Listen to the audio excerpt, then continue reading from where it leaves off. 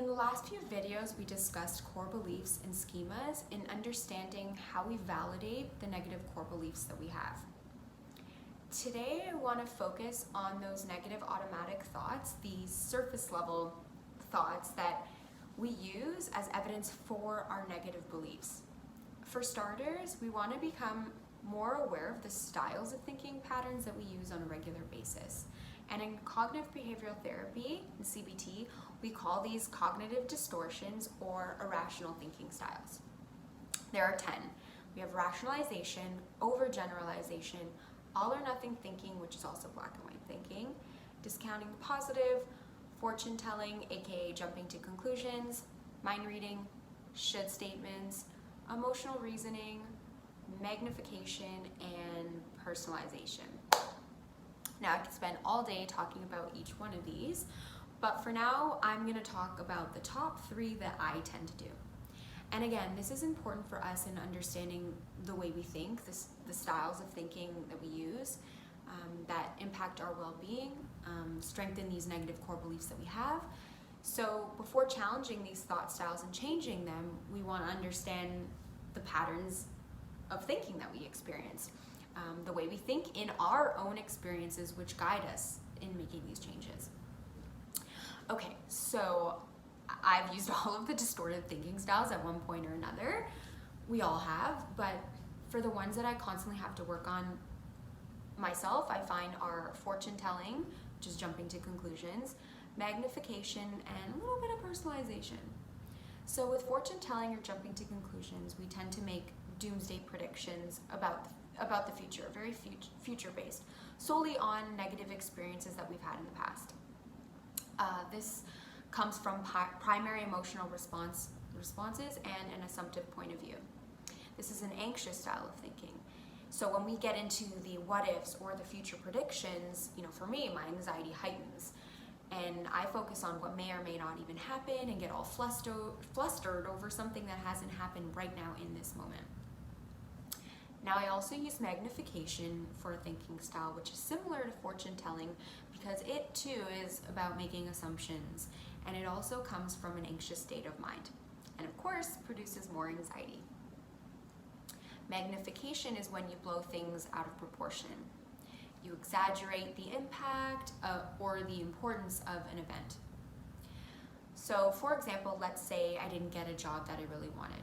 Rather than focusing on maybe some positive aspects or going back to the drawing board, my mind would magnify the rejection and think more along the lines of, I didn't get this job, now I may not ever have a job for months, no one will ever hire me, I won't have an income, I won't ever get this job, da-da-da-da-da.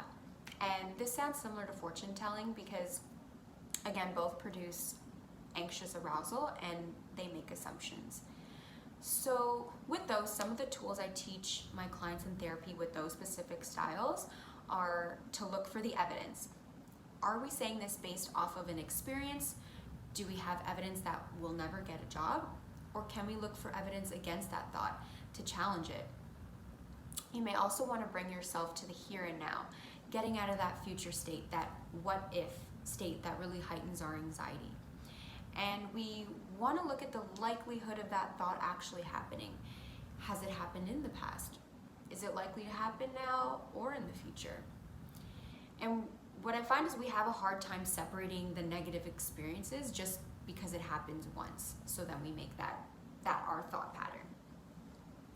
Now with personalization, we tend to see ourselves as the cause of something that we actually had nothing to do with. So let's say you say something to your partner while they are looking at their phone and they don't respond. So you start thinking, I must not be important to them, they must not love me, when reality, your partner might love you more than anything in the world, they just didn't hear you because they're tuned into whatever they're looking at. So we end up making it about us, our insecurities, we might get into a victim mode and might look at our needs rather than looking at the alternative. And again, it may not be about us or have anything to do with us. And if you want me to focus on any of the other negative thinking styles, leave a comment below. I can come back to it. I can make another video if you are really interested in it. So those are my 3 for now. And getting back into it, once we understand our own thought patterns, our own distorted thinking styles. They will then help us identify our automatic thoughts, those surface level thoughts, and how we get to the deeper thoughts, of course. So some of the ways we can begin to modify our thoughts using cognitive behavioral therapy is to first identify them. Write them down, challenge them, use thought logs or thought records and other tools that your therapist could provide for you.